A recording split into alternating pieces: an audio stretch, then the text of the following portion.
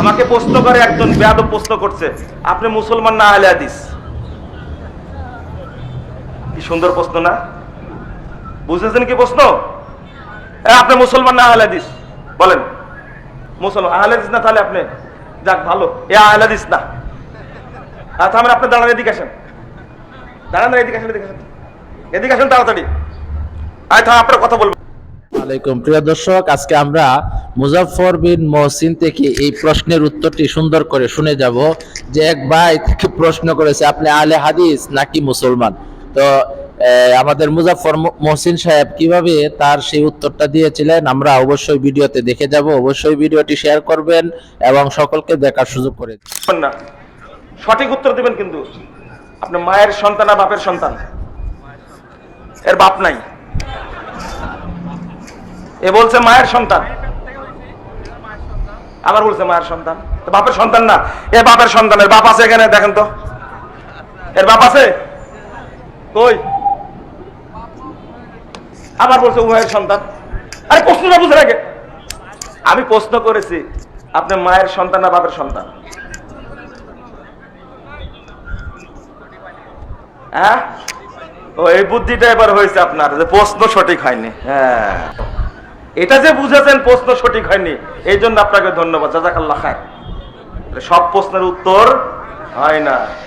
আমাকে যখন বলেছে আপনি বলেন আপনি আহলে হাদিস না মুসলমান, আমি বললাম সেটা বিশাল প্রশ্ন, আপনি বলেন তো আপনি মায়ের সন্তান না বাপের সন্তান? মায়ের সন্তান না বাপের সন্তান? মায়ের সন্তান না বাপের সন্তান? আপনার মা নাই?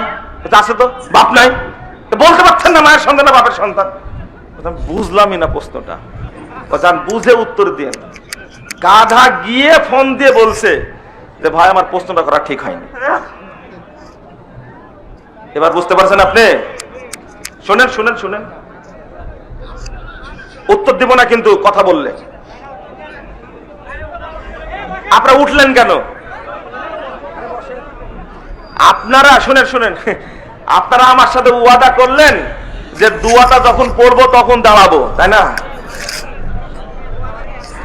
কেউ ওয়াদা ঠিক রাখলো না। না না, যারা উঠছে তারা ওয়াদা ঠিক রাখছে।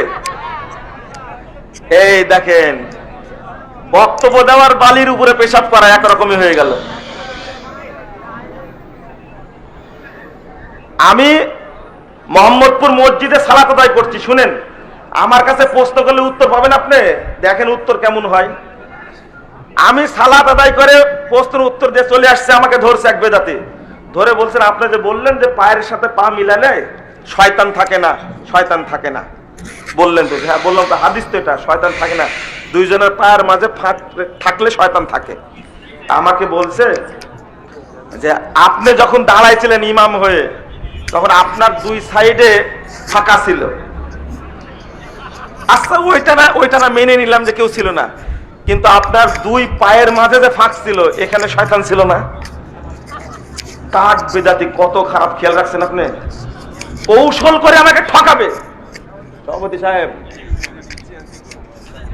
থামেন, এদিক থামেন, আদায় করে দেব। আমি তো আদায়ের বক্তা না রে ভাই।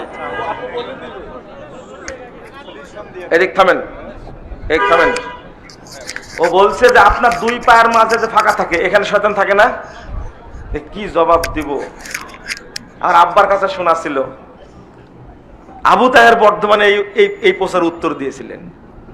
আবু তাহের বর্ধমানে বলেছিলেন রহিমাহুল্লাহ, আল্লাহ তাকে জান্নাতুল ফিরদাউস দান করুন, তিনি বলছিলেন যে শয়তান অত বেহায়া না যে আদম সন্তানের ছোট বাবুর নিচে দাঁড়া থাকবে। উত্তর পেয়েছেন এবার? তবে তবে যে প্রশ্নটা করছে, হ্যাঁ, এ দাদা নাতি।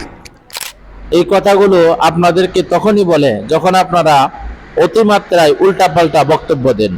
আপনাদের কাছে বিনীত অনুরোধ, আপনারা উল্টাপাল্টা বক্তব্য দিবেন না, মানুষের টুপি চিরবেন না, মানুষের ঈমানকে নিয়ে আপনারা হটকারিতা করবেন না, তাহলেই আপনাদেরকে এমন কথা বলা থেকে বিরত থাকবে।